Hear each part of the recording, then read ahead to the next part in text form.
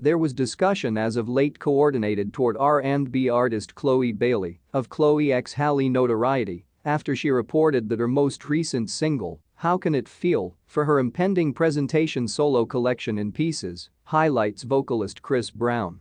When Bailey decided to work with Brown, many of her fans were quick to express their disappointment and rage online. Ernest Owens, a journalist, tweeted, "We're failing black women in music if they feel like they have to collaborate with a known abuser in order to chart."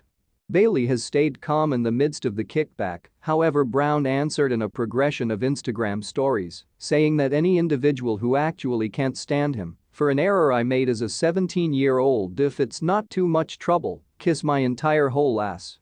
It should be noted that he was 20 years old when he got into the fight with Rihanna.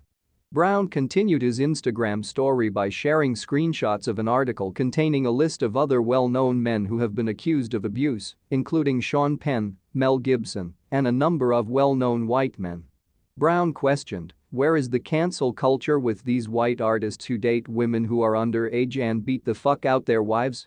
When I was younger and wanted to defend famous black men who had been credibly accused of intimate partner violence, I used to default to the response of why the public and system are uniquely punitive towards black men who have committed abuse.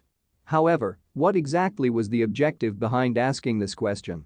We are aware that white domestic violence perpetrators frequently evade accountability to their victims and survivors due to their whiteness. However, rather than using this knowledge as an excuse to allow black male abusers to continue this violent cycle, it is used instead.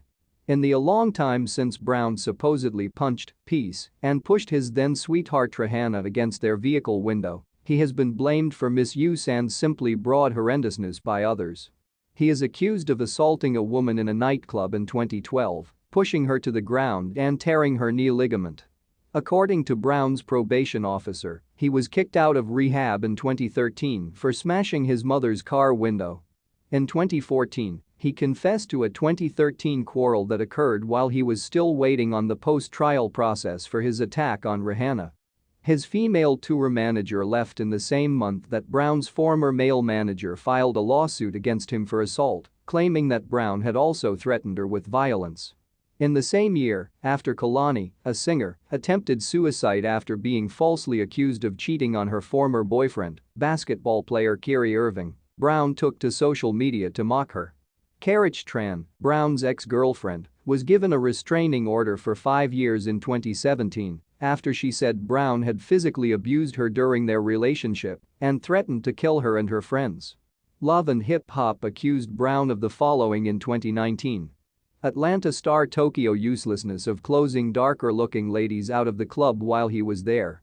In 2022, Brown was sued for $20 of the million by a lady vocalist of sedating and assaulting her. Brown denies these allegations, and after neither party appeared in court, the case was later dismissed on the grounds of no prosecution. To individuals who say that Brown has quite recently committed errors and merits another opportunity, the previously mentioned rehashed offenses claimed etc. and his absence of public regret adds to a framework that empowers victimizers. Black women continue to be Brown's strongest support network, despite his lengthy criminal record. This is not to say that men in the industry haven't contributed to Brown's success, but the way women portray their femininity to soften Brown's image is especially sneaky. Cassie, a singer, announced her own musical collaboration with Brown just a few days after the release of their song with Bailey and Brown. To the dismay of her admirers, Normani danced in Brown's video from June. After defending Brown when the AMAs cancelled his performance, singer Kelly Rowland said in November that he deserved grace. Likewise, answering the AMA's debate, Red Sangria vocalist Jordan Sparkles said that his actual savagery against Rihanna shouldn't be a discussion any longer.